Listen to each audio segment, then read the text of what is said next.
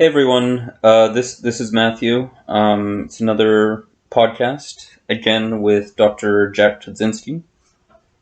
This one's very raw audio, and basically it starts in the middle of a conversation on different drugs which are known to bind to microtubules. So, I spoke to Dr. Jack Tuszynski.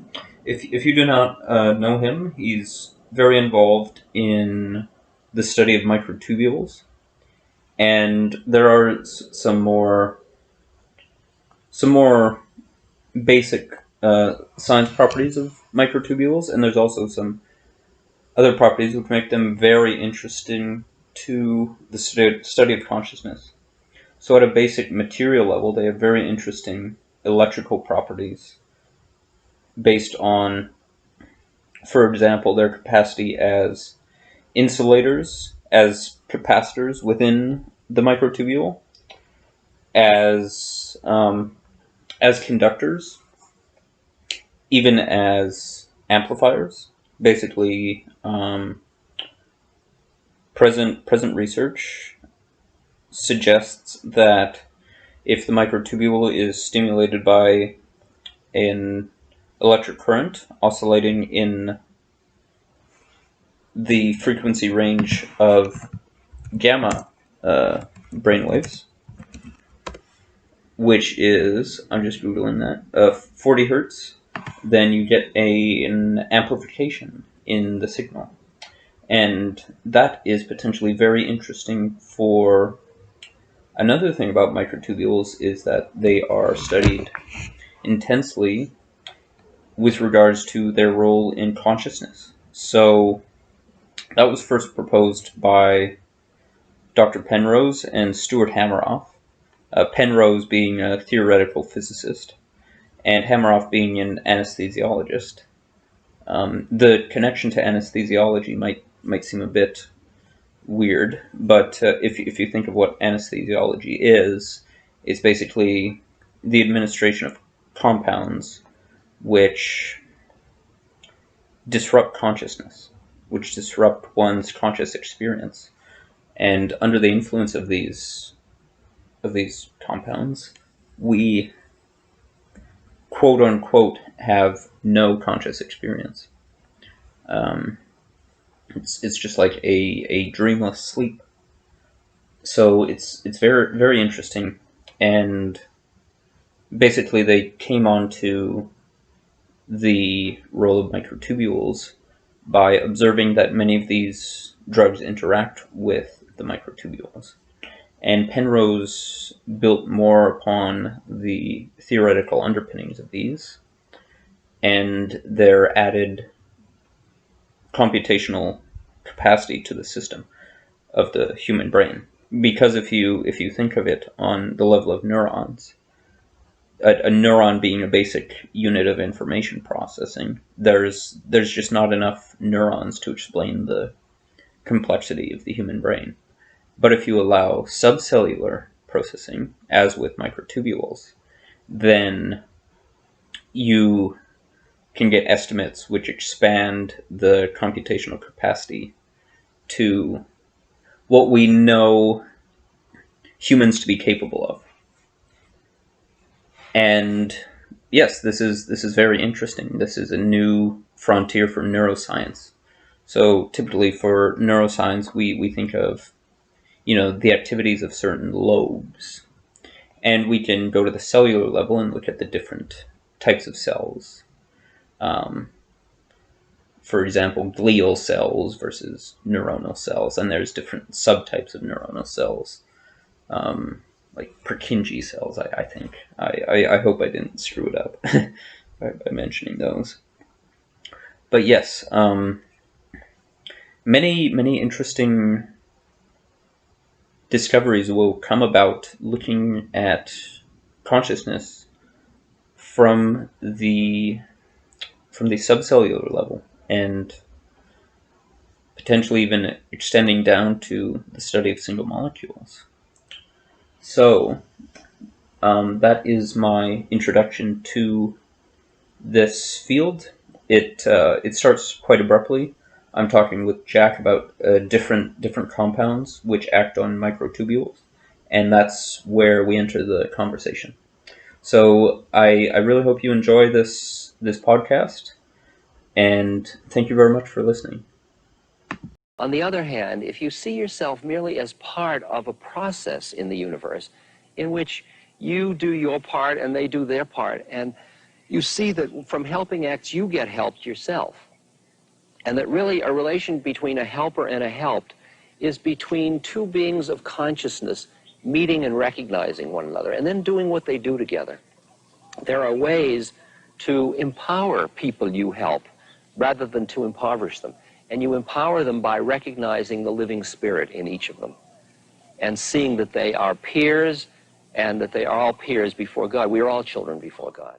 Some of these compounds there are four major classes. Some are antidepressants, some are mood stabilizers, some are anti-epileptic.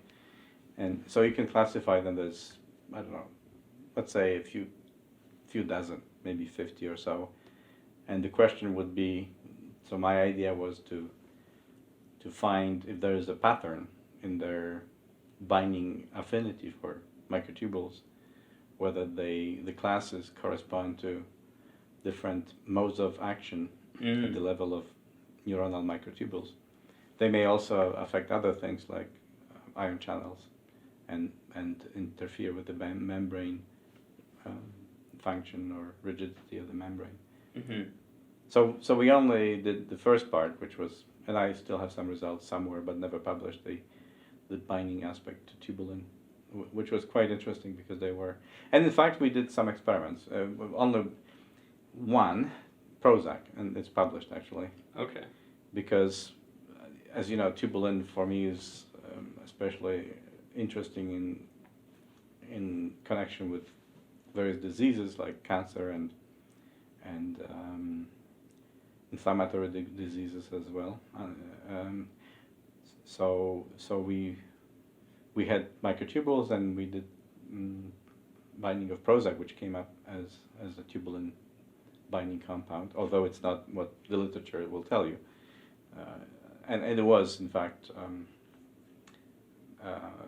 validated experimentally. Okay.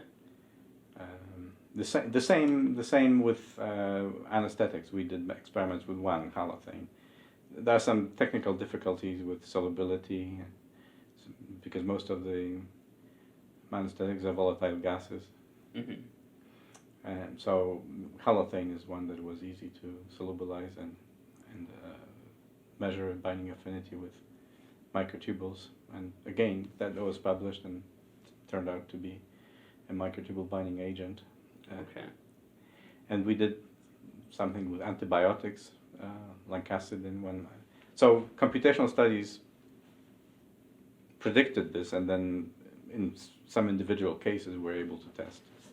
But I tried to get access to other psychoactive compounds, but it's very difficult because, as you know, they are restricted. Yeah. Just for research, even that was difficult. I have a friend in Italy who is in pharmacy, and I think we applied to the ministry for a special permit. Somehow it didn't get approved. Mm-hmm. So, but that's right now, of course, in Canada, marijuana is legal, so we could probably do some studies. Yeah.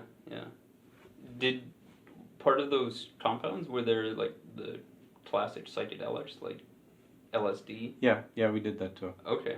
Yeah, all of them showed quite significant binding to microtubules. Okay, that's very interesting. Yeah, because not only from the point of view of affecting the brain, where you have high concentration of microtubules in neurons, but also potential repurposing for medicinal use in various diseases, because microtubules are targets of, as I mentioned, 16% of all oncologic targets are drugs affect microtubules, and the same is true for inflammatory arthritis, gouty arthritis, and so on. Mm-hmm. Yeah, actually, the target of LSD and psilocybin is the 5-HT2A receptor, and when it's bound tightly, it triggers an anti-inflammatory cascade, which is very powerful. Ah, right. And one of the compounds which we are now getting into the clinic for bladder cancer is also being tested for gouty arthritis. Okay. So yes, they can act on various.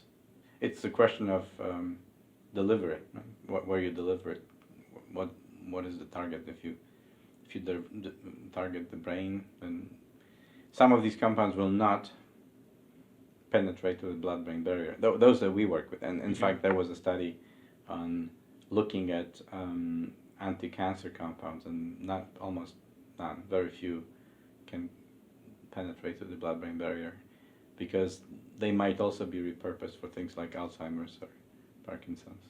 Okay.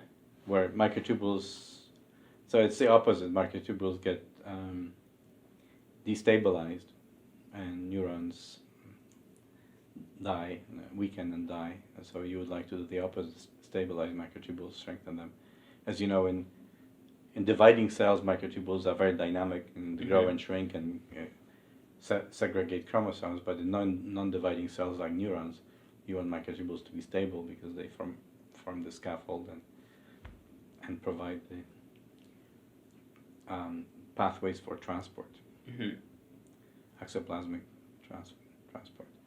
So in these cases, stabilizing agents would be very useful to have for tubulin, but it's not easily doable to get them into the brain. So back to psychoactive compounds. So we have not been able to even perform experimental validation if they stabilize or destabilize microtubules. They may, some of them may do one thing, some the other, because the computational predictions were simple on binding.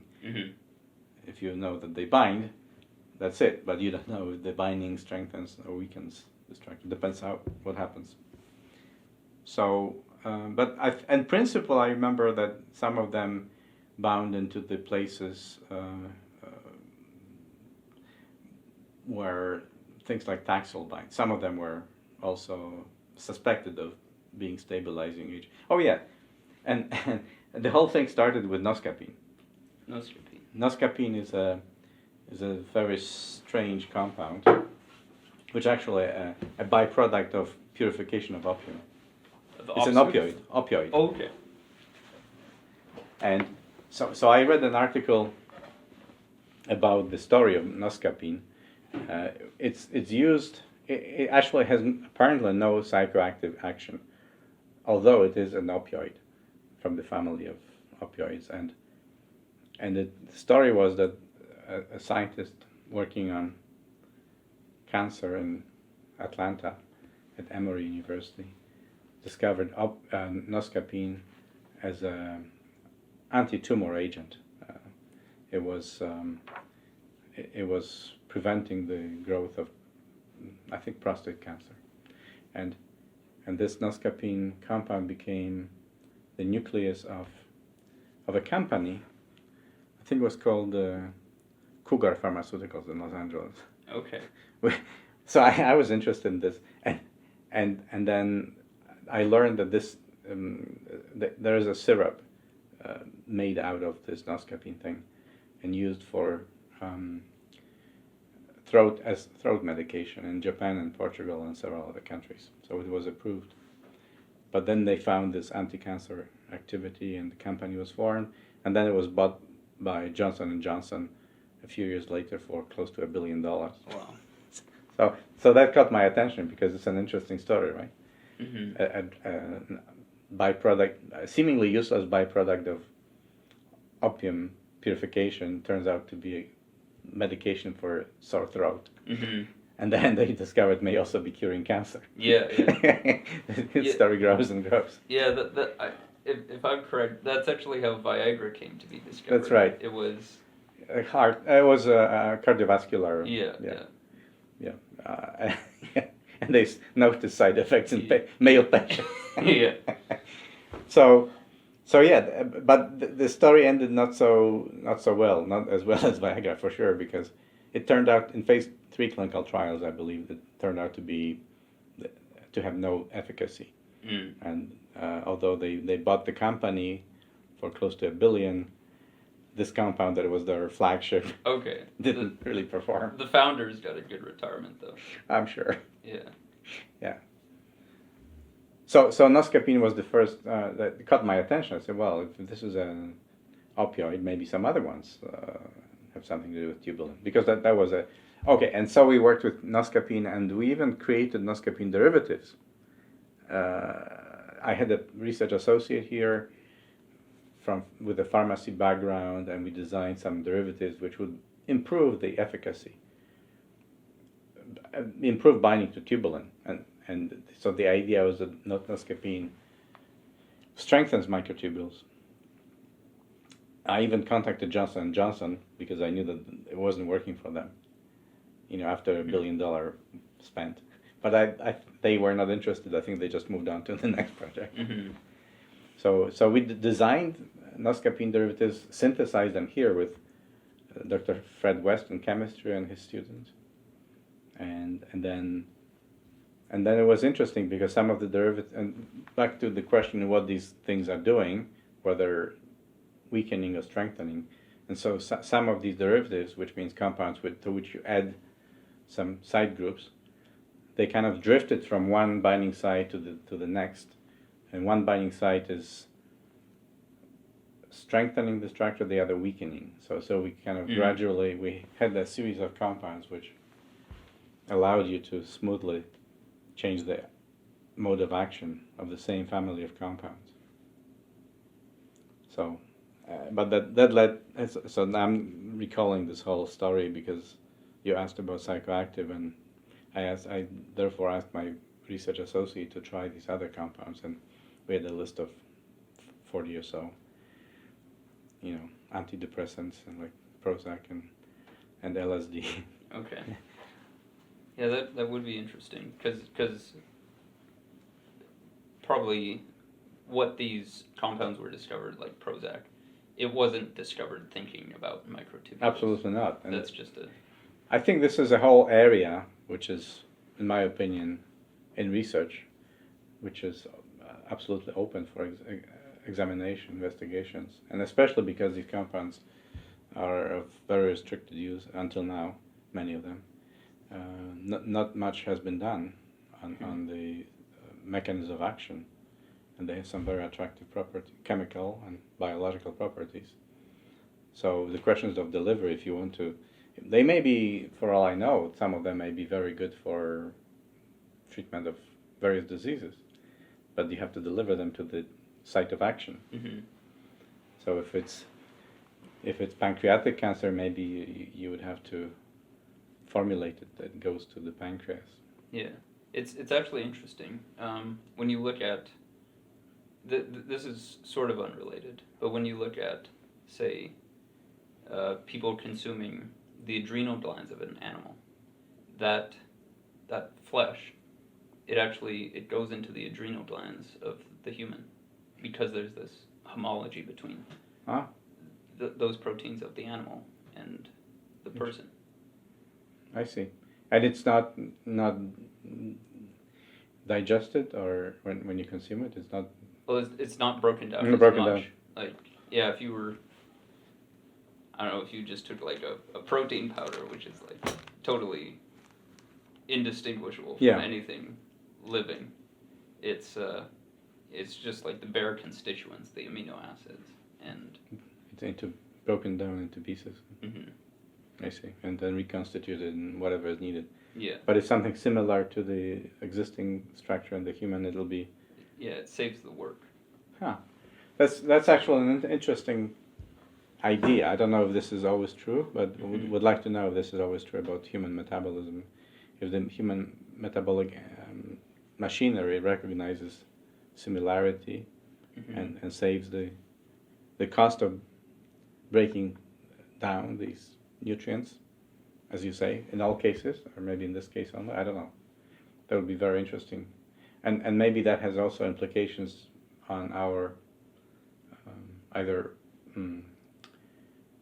liking some type of food or not. If it's Yeah, well, I think you generally have a craving for what you need. Or what's missing, right? Yeah, yeah, and yeah, I think that's a big reason why there's lots of obesity, is because the food is just less nutritious because of soil depletion. Yes, I read the book by Michael Pollan. Okay. You know, Omnivores. no, There's several. something. The first one was about. It was called something food.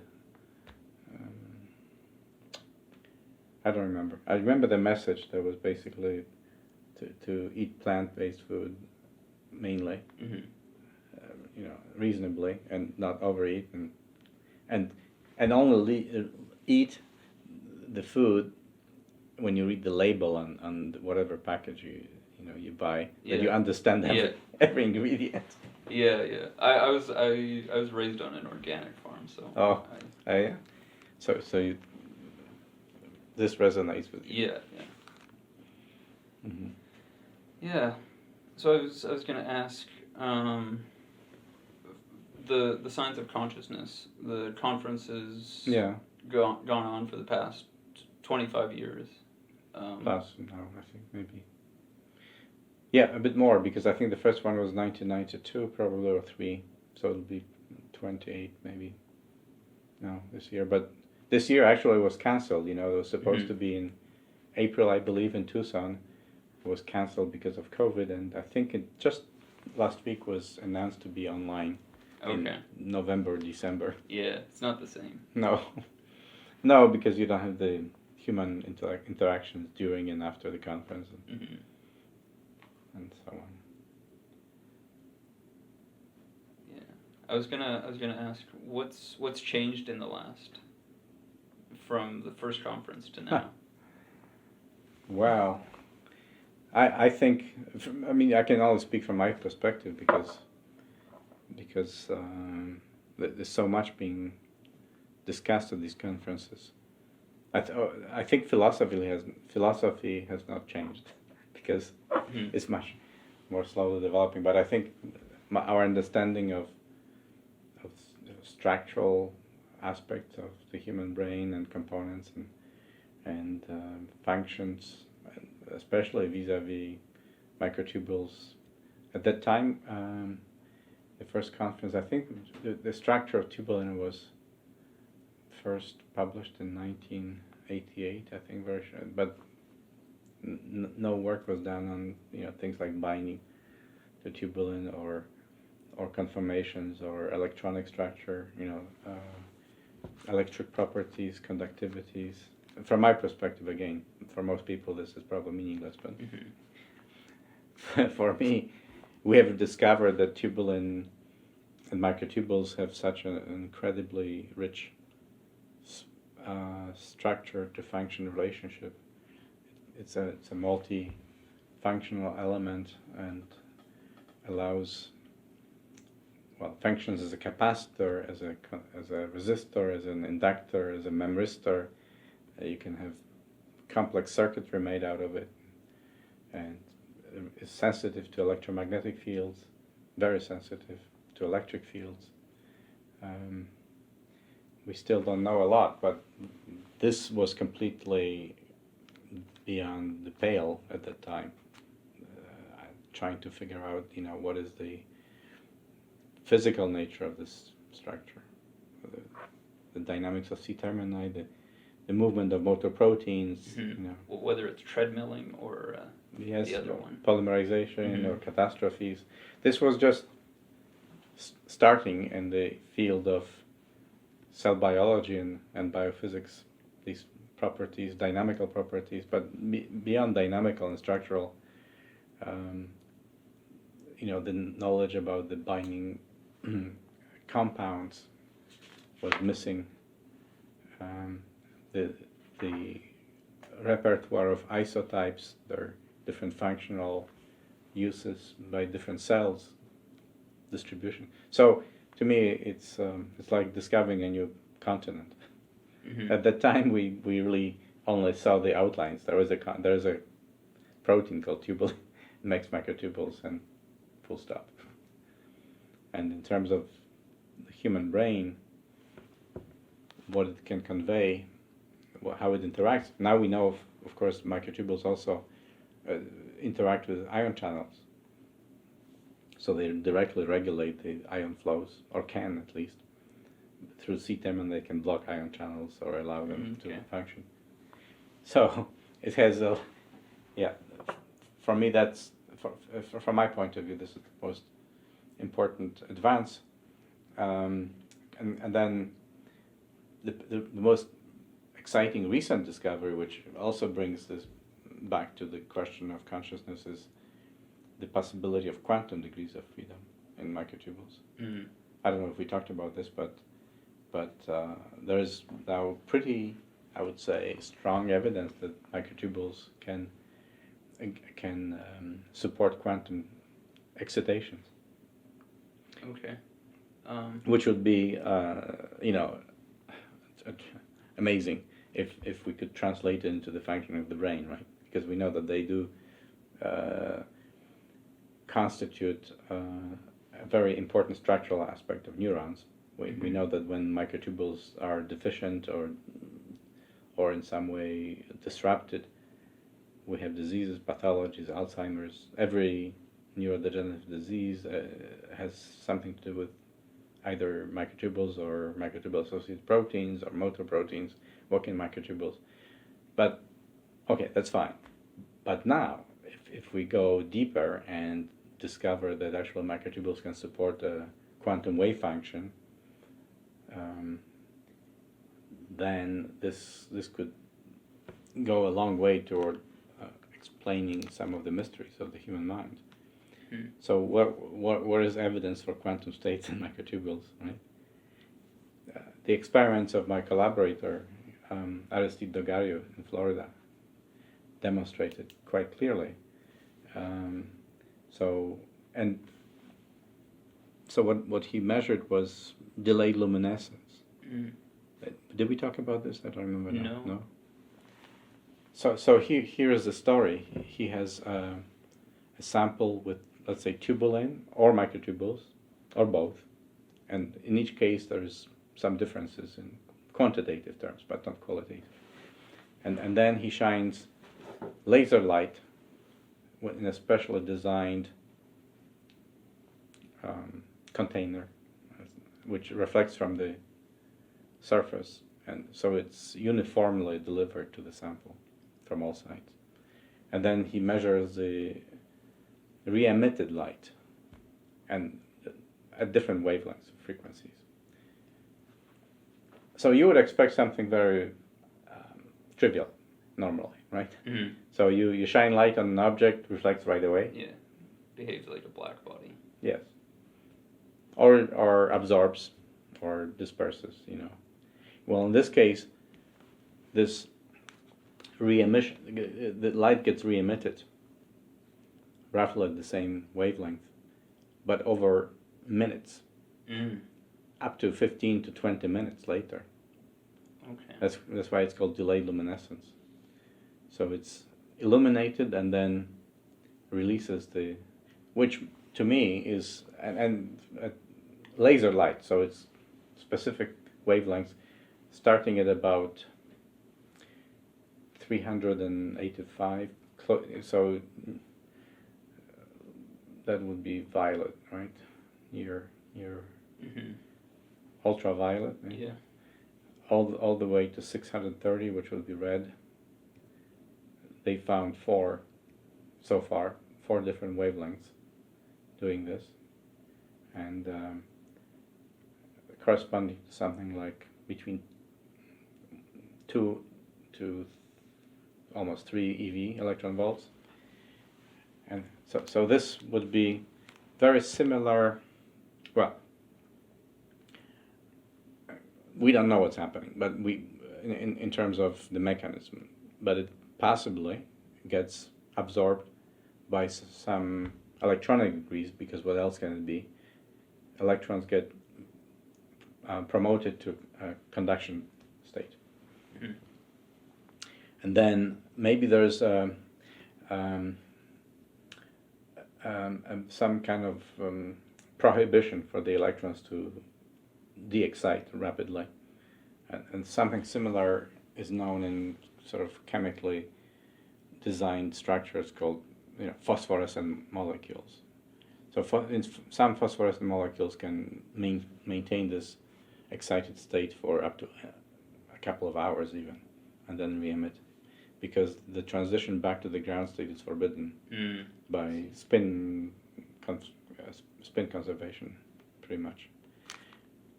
So here I see two possibilities. One is that there is a long-lived conducting state, which maybe has difficulty de-exciting through some of these rules. Mm-hmm. Or it could be what people like Alexander Davidov in the 70s proposed in DNA and peptide chains, a soliton wave generated. So a localized wave that consists of an exciton and phonon. So it's a coupled vibrational state with an excitonic or dipolar state.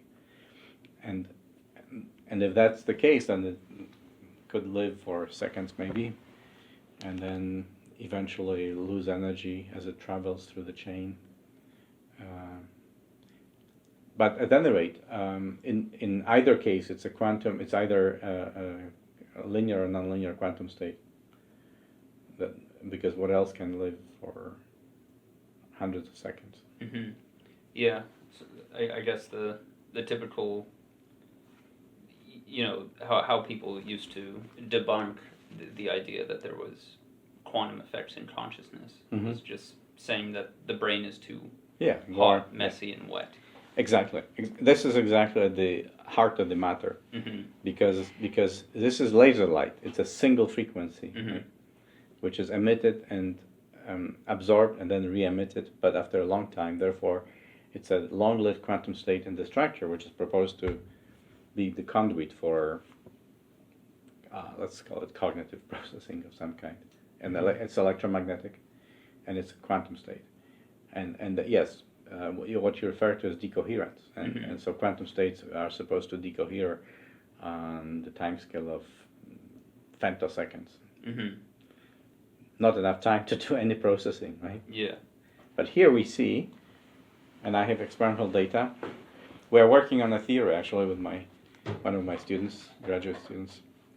And so the experimental data will probably be published when we have a model, which right now looks like an exciton, coupled exciton model, maybe something like a tight binding model in condensed matter physics. Okay.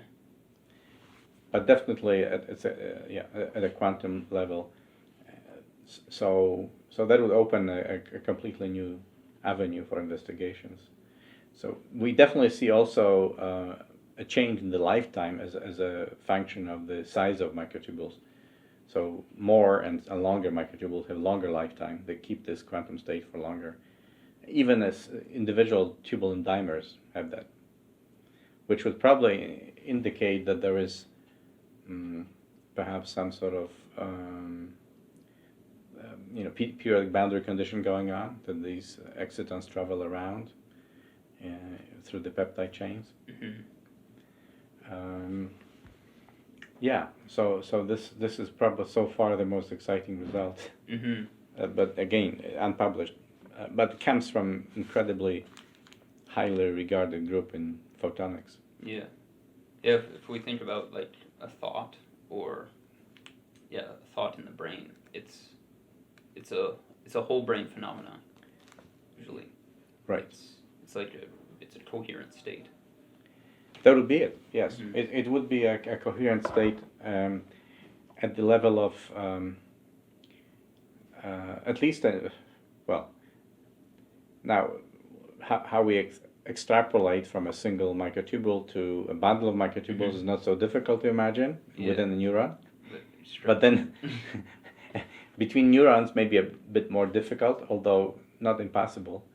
As I told you, microtubules also interpret ion channels. Mm-hmm. So my thinking about mechanisms involved in consciousness, and I'm a physicist. I'm very cautious. I don't want to jump too many steps. Mm-hmm. But these mechanisms, in my opinion, require interactions between everything involved in the brain. That is, not just microtubules, but probably microtubule bundles. Not just microtubule bundles, but also microtubules interacting with actin filaments. Not only that, but also ion channels and transmembrane potentials. How it's orchestrated, all of it is orchestrated, I don't know. But there could be, bottom up and top down integration and orchestration of these mechanisms. Mm-hmm. But you do have to have if it all sort of gels well according to the visionary work of Penrose and Hameroff's contributions. At the bottom, you really have to find a quantum state. Mm-hmm. And then how you construct a coherent state, which is global, that's a bit technical. But without this first step, there's nothing. Mm-hmm. So it's a bit, I would say, a combination of emergence and quantum. Classical emergence would not require anything quantum, right? Mm-hmm. As you make it more and more complex, and things start emerging as new qualities. Mm-hmm. And so people like Alwyn Scott wrote books about emergence and how you need to have more complicated structures to start seeing new things, new phenomena, such as water is not predictable from the H2O, right? Mm-hmm. It's an emergent phenomenon. The liquidity of water is not a property of the molecule of water. Mm-hmm. It's the property of the collective of water molecules. So by the same token, Al Scott thought that consciousness emerges at the higher level. It doesn't exist at the lower level. Yeah. You're right? not going to build consciousness up from a single tubulin molecule. Yes. But I think there's somewhere in between. That is, you need to have quantum at the lower level, and then you build it up to create maybe a global quantum state, or hybrid, classical/quantum state. Some of the processing may be strictly classical, maybe electromagnetic in a classical sense, but then there is the quantum admixture in it. So that's how I see it. I mean, I cannot write down a Hamiltonian for the brain, but but some people try that, and some people that in this department, right? Did we talk about Hirumi Umezawa? No. Ah, okay. Well, so this story goes back half a century, because in the 1970s, the Department of Physics at the U of A hired a very famous Japanese quantum field theorist, Hirumi Umezawa. And he came actually from Milwaukee, but was originally from Japan, and then he spent some time in Europe, and then he was a professor at the University of Wisconsin, and then he was hired here as Killam professor. Okay. I know the chair. I don't know who's there now. Frolov.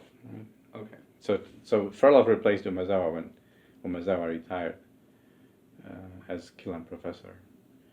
So it's an endowed chair in physics. So Umezawa was a quantum field theorist, wrote very influential papers and books on quantum thermofield dynamics, what he did added temperature to quantum field theory. And in the 70s he wrote, he was very interested in consciousness, and he wrote some papers on quantum brain dynamics, which included quantum field theory at finite temperatures. Okay. So this anecdote actually has complete meaning within your question, namely, temperature would kill quantum states. Not true. and we now know that high temperature superconductors maybe don't exist at room temperature yet, but they're getting closer and closer, and there are some other quantum states which are present at room temperature, some molecular aggregates, and more recently I think a group from Zurich and Vienna demonstrated a protein, quantum state of a protein, maybe not as big as tubulin, but half the size or so of I forget the name of this. Last year they published the result. They basically did this sort of de Broglie experiment, and they found the wavelength of this de Broglie wave for a protein. Okay. So I don't know. I don't remember it was close to 0 Kelvin or room. I don't remember that, but at least we are getting close to the sizes of interest and to the temperatures of interest and the time scale of interest, right? So we have now possibly quantum states that live many seconds. We just need half a second, I guess, probably, right? We have mid-sized proteins showing quantum interference, and of course photosynthetic complexes, right, operating on the quantum principles in quantum biology. So sizes, time scales, and temperatures, physiological or close to.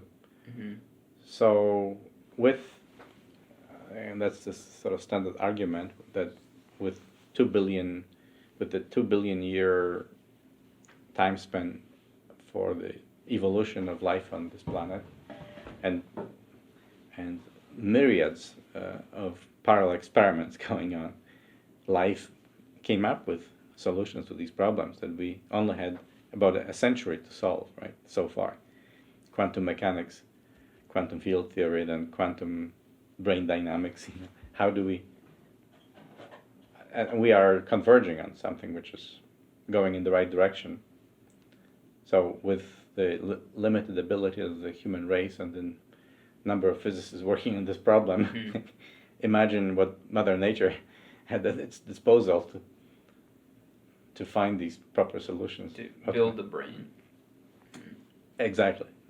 And I think we're super ambitious to try and understand the brain, which is obviously, in my opinion at least, the most complex living system. Yeah, Richard Feynman had a quote. It's that which we cannot create cannot understand. And that's a good one. And until we're actually able to create a artificial. There are some attempts, Yeah. To create an artificial brain. Of course, you can think about the supercomputers as sort of mimics or pale reflections. But yeah, we're getting there, I think. So all these negative arguments, I think, gradually become weaker and weaker. I'm not saying that it's trivial, but I think that they are not so impossible to overcome anymore. And you asked about 1991 or 92. I think at that time these would be devastating blows. Today we can at least argue. We can look at this. Look at this example.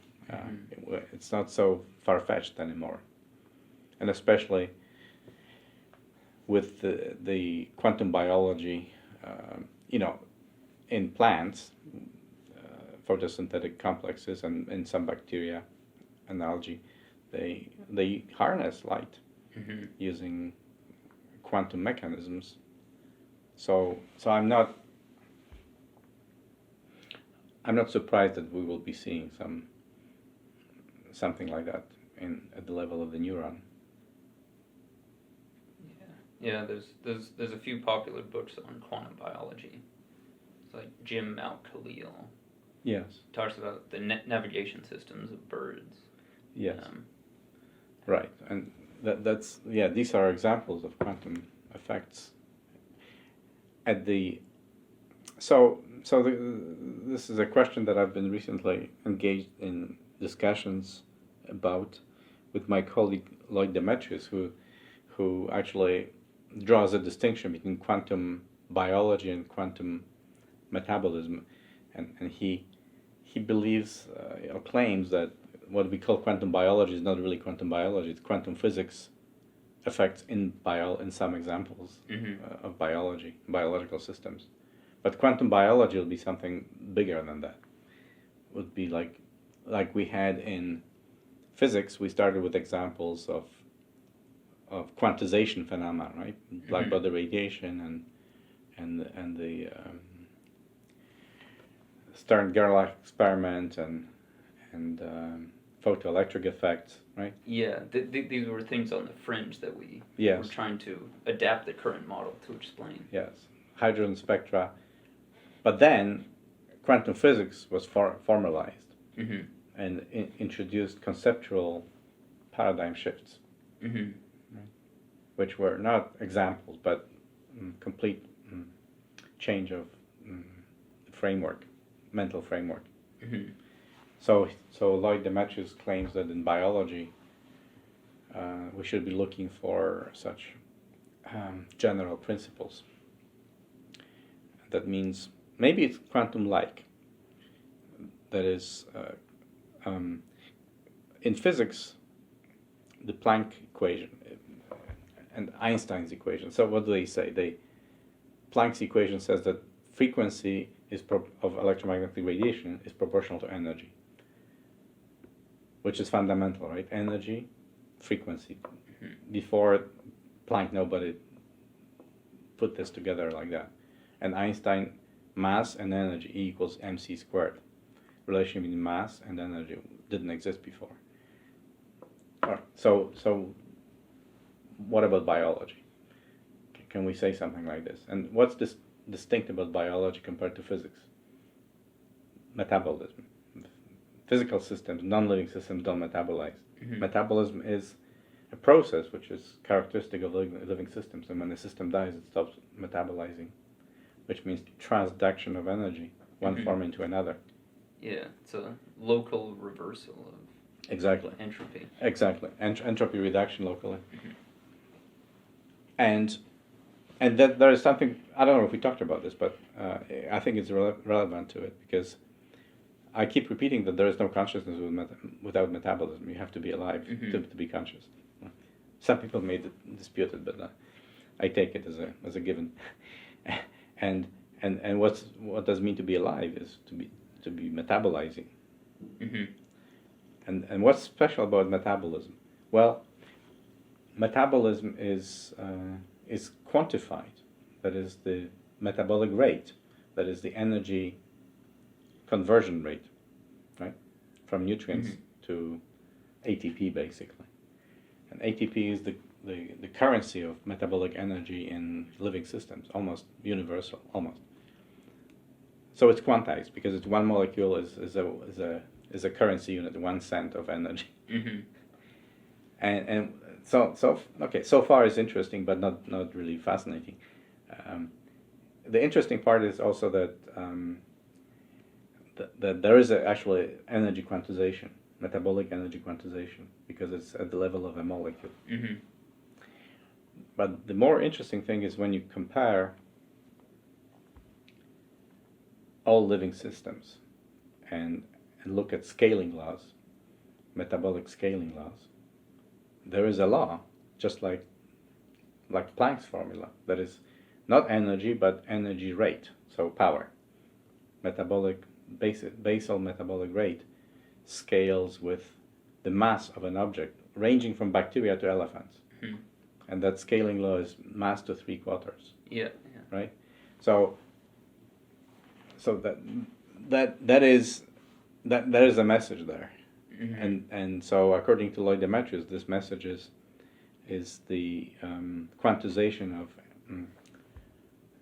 of enzymatic reactions that produce or transduce metabolic energy into useful form for living systems, all the way from bacteria to whales and elephants. And that is a bit technical, but I would say the following, that to explain properly, you involve a collective state. in a given system, you need to have a not random or desynchronized, but collective organization of these processes, which would mean that it's a bit like a wave function. So there is there is something quantum-like in all living systems. Synchronization, which gives you the efficiency, right? Because if there was no efficiency, if it was random, it's like building Lego. You put another piece, and so metabolic rate would grow linearly with mass. But 3/4 is less than 1. Yeah, so it's getting more efficient as it grows. Exactly. The larger it is, the more efficient it becomes, and it's because of the collectivization of these processes. So you know collective states in condensed matter physics, right? Yeah. Excitons and magnons and spin waves and phonons. So these would be like enzymatic waves. And one of the key, in my opinion, one of the key unresolved issues in biology is synchronization of the entire organism. How does it synchronize? How does it know? How do you know that this is your finger? Yeah. And how fast? So this is kind of the direction where I think we should be going in terms of trying to understand biology and consciousness, because it's interlinked. Okay. Yeah, so more systems biology. Yes. Systems biology, collective effects in biological systems, synchronization. And I think quantum or quantum-like thinking or formalism of some kind is needed for biology to understand itself. Definitely. Right. Yeah, I think biology has benefited greatly from the interaction with physics. Actually, the structure of DNA. Yes. It was solved by biophysicists, Crick and Watson. Yes. And I think it's much more that can be done. And I think it's probably going both ways to some degree. Physics also benefits. I still don't know if we need new physics to explain biology, or it's what we have is enough. Because there are some very tricky aspects,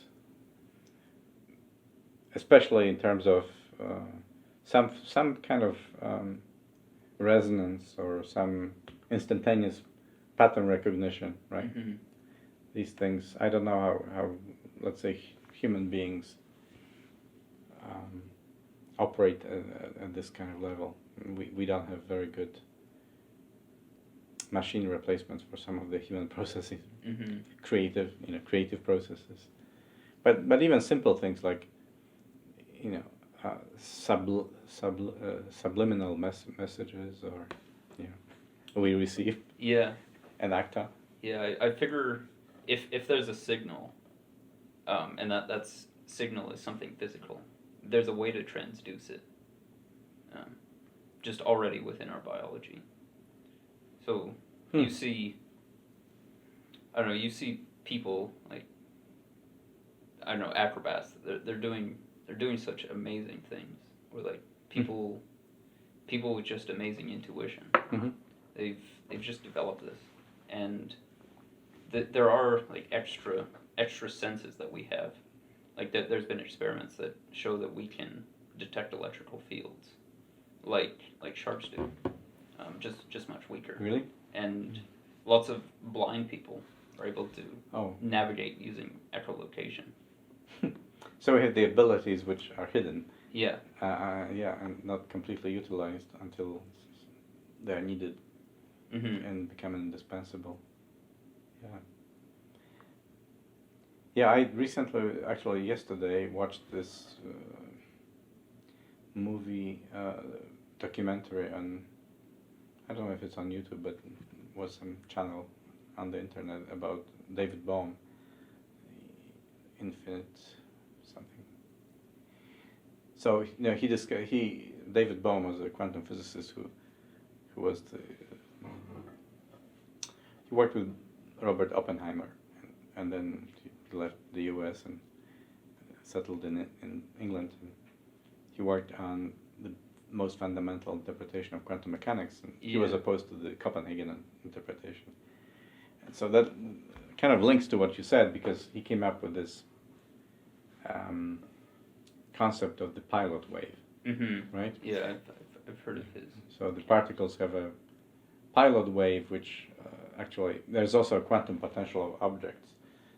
So they know, quote unquote, if a slit is open or closed before they hit it.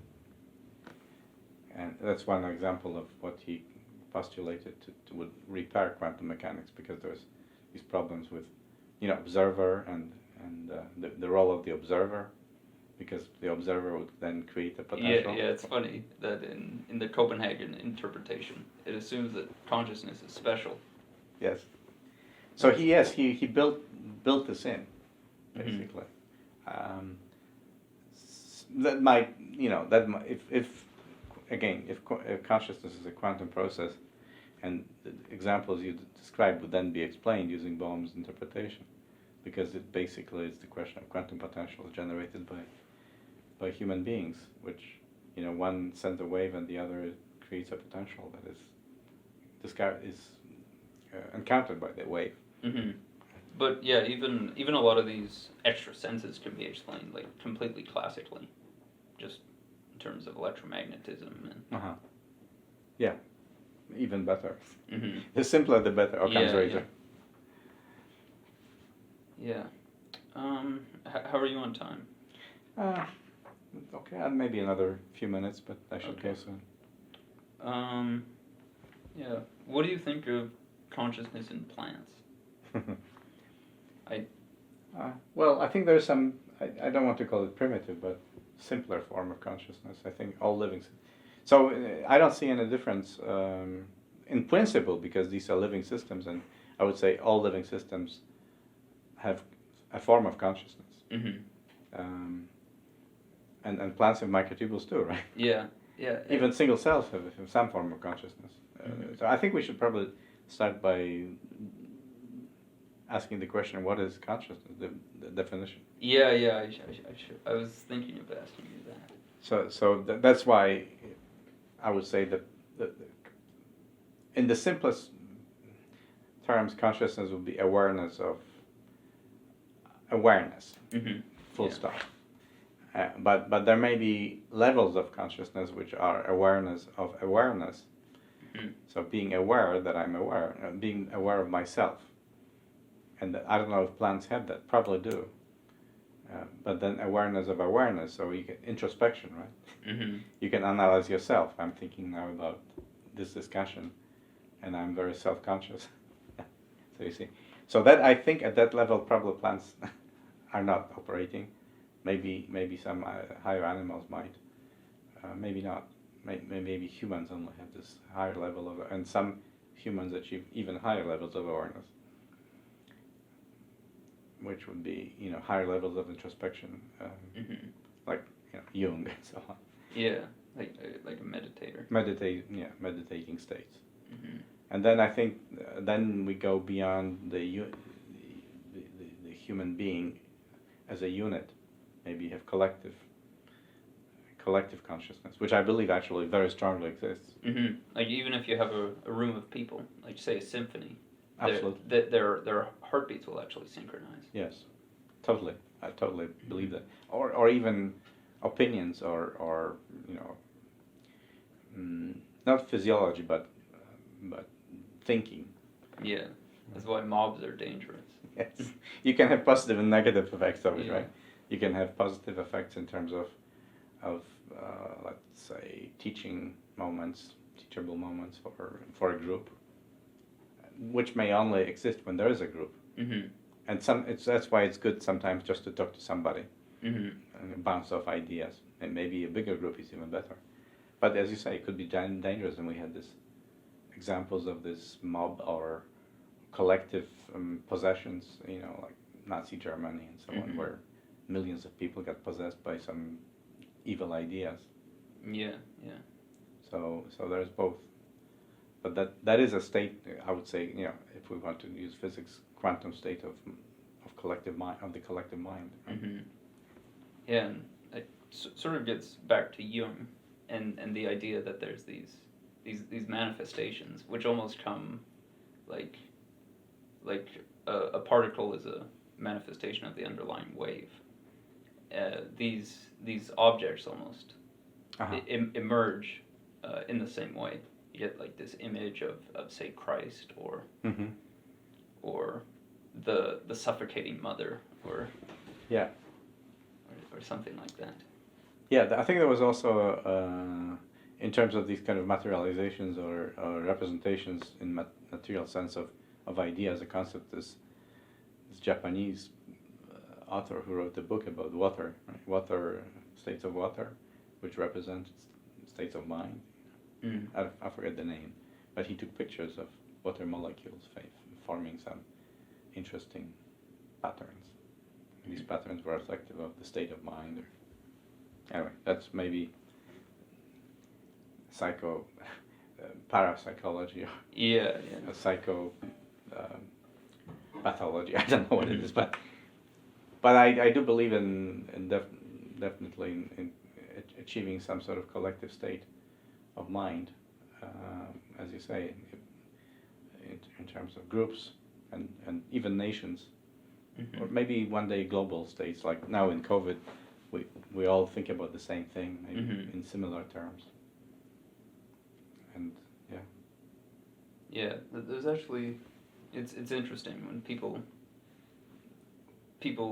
experience what you call expanded states of consciousness, like in deep meditation or like trance states. Like like lots of native tribes have traditions like the sun dance where they dance under the hot sun for like 4 days straight, no food or water. And they have these very expanded states of consciousness where they basically feel like at one with everything. Really? Yeah. Interesting. I've never experienced anything like that, but yeah. Maybe try dancing and you'll be there in 4 days. But I definitely can see that this is maybe occurring.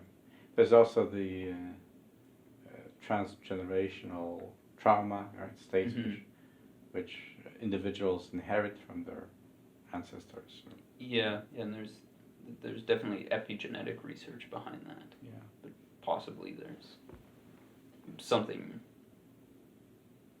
more like even just psychologically, people pass on trauma because they often have faced the same trauma. Like if you look at like child abusers, they were like most of them were abused as children. Yes. And yeah, I was gonna wrap up pretty soon. All right. Sounds good. Interesting questions. I think we can talk for hours about this. I don't know if I have anything incredibly powerful to say at the end. It's just that I think it's, I would say it's something that I want, it's been on my mind as a scientist and observing the media and the public. I think there's one major misconception about science, I think, in our society. As a scientist, you know that science is an evolving, it's something which is constantly undergoing creation. And this is the most exciting part about science. Yeah. That constant learning about new things and uncovering it. And I think we live in a society which is reverential to science for the wrong reason. I love science, but it shouldn't be perceived as religion. Yeah, it's like scientists are just the new priests. Yeah, because our knowledge is constantly expanding. It's not stagnant. It doesn't mean that you should undermine everything, but the nature of science is constant dialogue with itself and evolution. So we have to have a healthy dose of reverence and skepticism at the same time. and it's all empirical. So based on a confrontation between, I'm a theoretician, as you know, by training, but I have incredible respect for empiricism and experimental validation. Ideas alone can be very dangerous because you can delude yourself into believing in them without confronting with reality. So that's why physics is the queen of science, because we really, I think that's the only field where theories precede the experiments. You can predict and validate and then move on, right? Anyway, this is something that few people understand outside of physics. How you need to make predictions, but predictions themselves are not good enough. Validation and revalidation and revisions of predictions is this whole scientific process, the method, and not as you say, a religion that you simply accept everything at face value and think that will be like that forever. Yeah. Science like 40 years ago was saying that like all fat is bad. Yes, and now it's not so fast. Yeah. There's a lot of good fat, and there's a balance, and so moderation, and so on. But I think we live in a science driven society, which is great, technology driven, which is fantastic, and that's the proof that science works. But it always works by self-correcting. Yeah. So hopefully this message will get through. Yeah, and I also at the same time, science. I wouldn't say it's value free, but I'd say just increasing technological sophistication, increasing efficiency, that doesn't necessarily lead to increases in human happiness. Though it does definitely help with stuff like malnutrition. Yes. But it's not supposed to be that. Yeah. Yes, I agree.